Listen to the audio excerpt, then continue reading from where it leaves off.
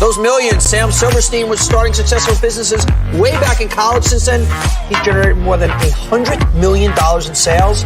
He's helped 60,000 people who subscribe to his newsletter make millions, but you're getting all the knowledge and experience. Accountability is the highest form of leadership because accountability is a commitment between people. It's a commitment from the leader to those people around them first, and then an inspired commitment in return. Don't make or accept excuses. Don't make excuses when you fail, and definitely don't accept them from others either. That's what leadership is. It's taking the responsibility for the people you lead. You have the ability to impact their life beyond a surface level. Accountability in a culture inspires creativity and innovation and openness to change. And when organizations are creative, innovative, and they're willing to change, they leave the competition behind.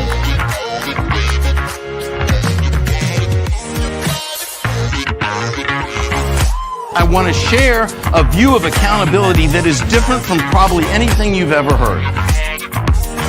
A great set of values will lead to a great organizational culture. Oh yeah, you know what I'm talking about.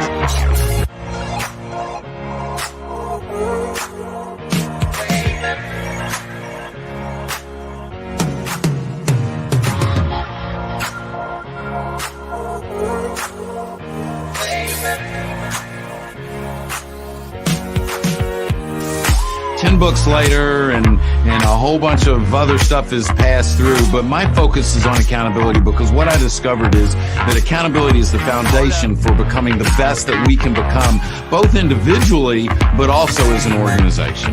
The rules of business haven't changed. It's the field that we're playing on that has changed. Now, more than ever, leadership needs to get it right because leadership is what brings us through tough times. And accountability is the characteristic that will create sustainability today and enable acceleration as we move forward tomorrow. And we are live.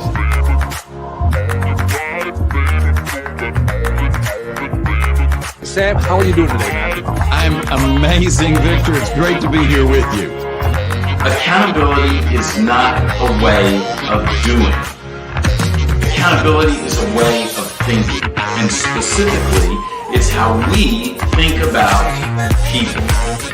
I hate it when a leader says, this isn't personal, this is business. Every interaction between human beings is personal.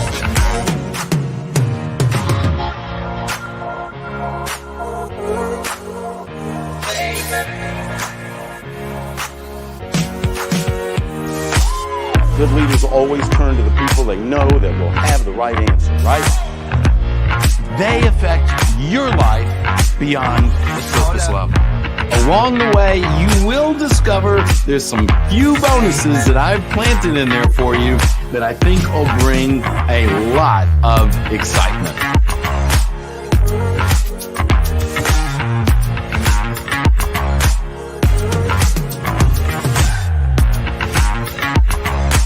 I'll see you on the inside.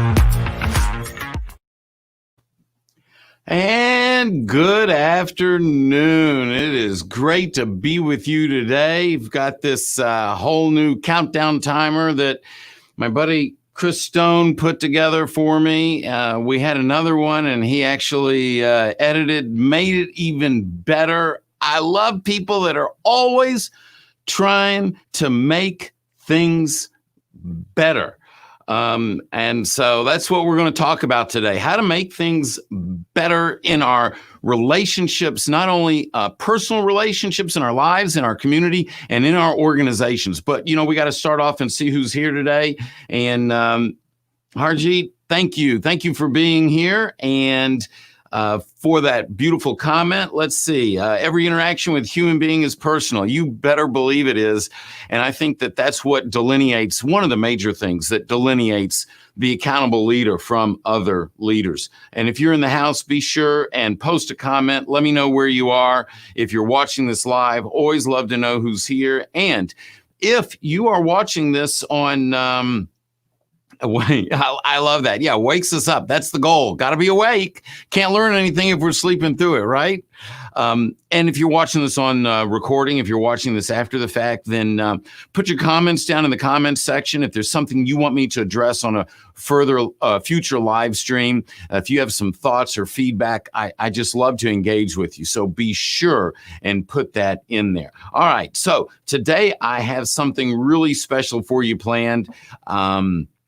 I spent about 8 days in Atlanta with my mom recently, and something just came to me literally towards the end of that stay, and it just started bubbling over inside. And I said, you know what? I need to share this on a live stream. And so that was what I wanted to do today, was to do just that. So often we're looking for better relationships, personal relationships and professional relationships, but sometimes we stumble on our own shoelaces. Sometimes we just get bogged down. We want greater trust. We want more loyalty. Loyalty. You don't hear much about loyalty these days. Loyalty is a powerful characteristic, but for some, loyalty doesn't exist as strong as it once did. I think there's a reason for that. And we want a higher degree of engagement. If it's a place of business, we want employees, we want team members, we want people around us that are engaged in producing. But in our professional life, I want people in my professional life that are engaged in the relationship and contributing to the relationship, because I want to be all in and engaged in the relationship. And so why are relationships so important? Well, let me tell you, any organization I've ever worked with that was struggling with accountability, we always saw they were struggling with relationship. If a leader called me in and said, Sam, I need you to help me, we're struggling with accountability, I knew they had a relationship problem. And when we ran our organizational assessment on an organization and we measured accountability to be really high, if we knew accountability was high, we could pretty much bet, we could take the farm on it, that they had mastered relationship. Because without relationship, it's very difficult to have accountability. Accountability is keeping your commitments to people. When people are involved, relationships are at the very core. So let's jump in. I've got a lot to share, and we're going to jump in, and I want to use the board today to share this with you. And so let's look at this. We're going to talk about, what we're going to talk about is we want more trust. We want more loyalty. And we want more engagement.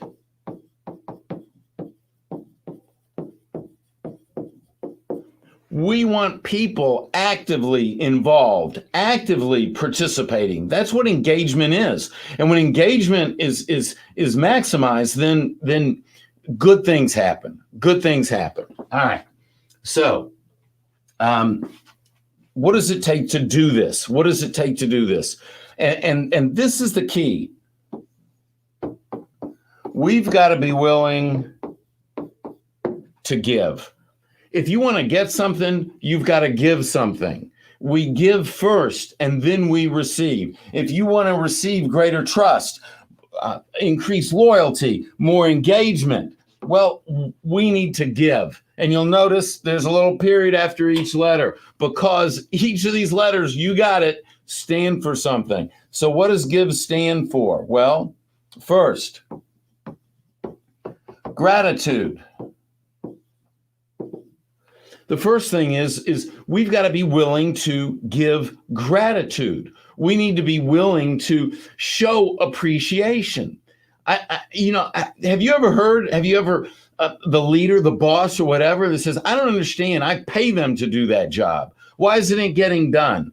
Now, there's no gratitude. That they feel like I'm writing them a check. It should be done. There's no appreciation. Now, if you're on the payroll, you have a job description. Should you be accomplishing your job description? Of course you should be. Should you be getting the job done? Of course you should be. Should people that report to you be doing what they say they are going to do? Of course they should. But we need to show gratitude. We need to show appreciation. We need to show that we care, and that what those people are doing on our behalf is making a difference. And so gratitude is something right off the bat that we need to show for our people. Do not take your people for granted. Do not take the people in your personal life for granted. Do not take the people in your professional life for granted. It's I usually around here. Usually, my wife cooks dinner. Now that's just the way it works out. Now, if dinner is being cooked outside, meaning it's smoked, it's grilled, barbecued, whatever, then there's a good chance I'm the one that's executing on that. But if it's being cooked on the stove, it's usually my wife. That's just the way it happens. Not that I'm not willing to help out, not that I don't help out, I do. But usually Renee is cooking dinner. A lot of times she'll cook it while I'm still working down here, and then we have dinner together. It's very rare that a night goes by that I don't thank Renee for cooking dinner. She doesn't need me to say thank you. She doesn't expect me to say thank you, but doggone it, I appreciate it. I want to show her that gratitude. I want her to know how much that means to me. And it's the same way, not just in a personal relationship, but in a professional relationship, because you're just encouraging them and showing them that you do appreciate what's going on. So starts with gratitude. Next, the I. The I is inspiration.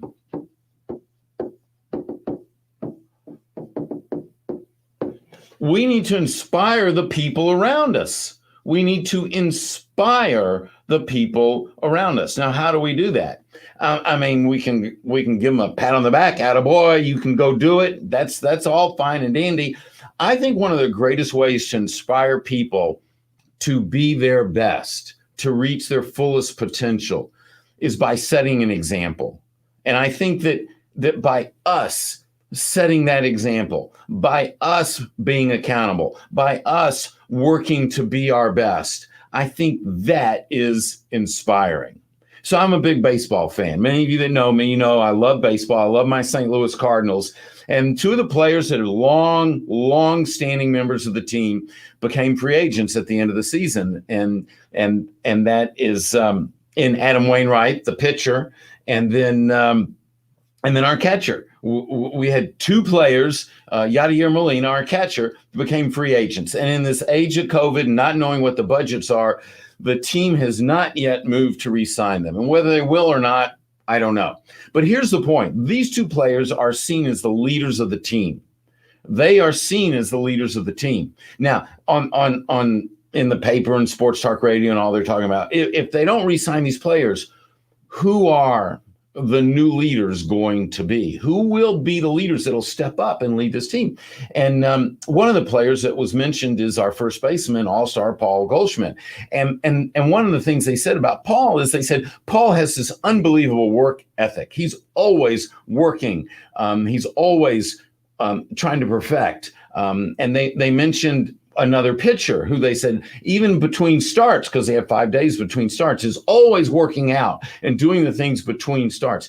This is setting the example, and this is providing the inspiration for people to want to be their best. And so the first thing is gratitude, being thankful for what someone's doing. The next is inspiration, inspiring our people to want to be their best, to reach their potential. All right, now, before we go to the last two, just want to see, that's like the law of attraction. What you put out comes back to you. Absolutely, absolutely. Okay, all right, so we've got give, which is gratitude and inspiration. What's next? Well, the V is value. And this is something that I see sometimes lacking in business, and that is, do you really value your people? Do you see them as a means to an end? Are we trying to manipulate our people to do more for us, or do we value them as human beings, as people who have families, who have real challenges in their life, that need to deal with their personal challenges as well as the professional challenges.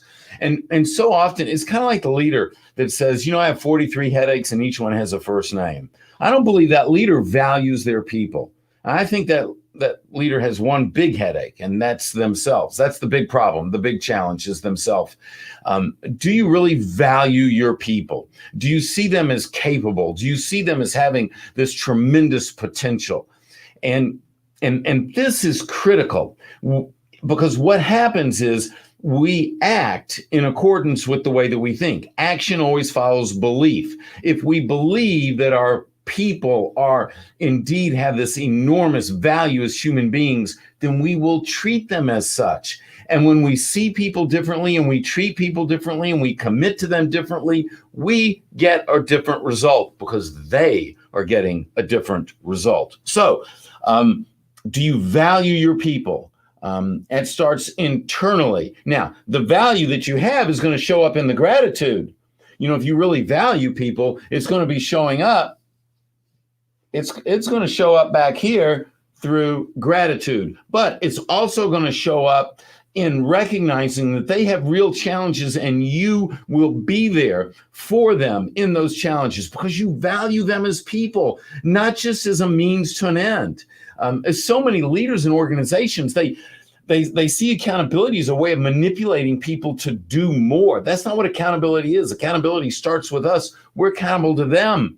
It starts with us valuing people. Okay, so we've got give. We've got gratitude, inspiration, value, and then the E is emotional support. And this is critical because many times we don't know what our true potential is. And you think about this. Let me ask you this question. Have you ever had someone in your life recognize potential in you that you may not have known was there? Have you ever had someone recognize potential and say, you could do this, you could be this, you could achieve this, and maybe you didn't know that or you didn't believe that. And it's only through their eyes that it opened the door to the possibility. This emotional support, being there to support people, to let them know that they have the capabilities, the tenacity, that we're all put on this earth with the ability to do amazing things. When you provide that emotional support for someone, then, who doesn't want a cheerleader, a coach, a mentor, all wrapped up in one package? And that's what you become. And that's why this is so key. Emotional support. When you're providing that emotional support, that's an amazing gift you're giving your people. So what do we have?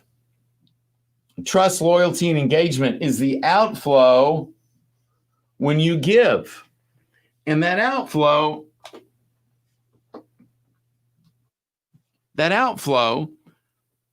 is from giving gratitude, giving the inspiration that people need, showing them that they are valued, and believing that in your heart first.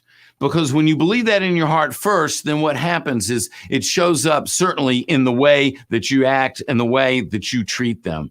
And then the emotional support. We all need emotional support. We all have tough days. We all have times when, doggone it, we just feel like, I don't know if I can do this. Or maybe we feel like I'm not worthy of this. Or maybe we feel like, why me? Why am I going to be able to do this? And having that emotional support is going to help those people get over that hump. We needed help getting over a hump. We need to take the responsibility to help others get over the humps that they're facing, and so that they are positioned to achieve and reach their full potential. In an organization, when you help people reach their potential, and then what happens is in return, they help the organization achieve its potential. It's the same in a family. You want a great family?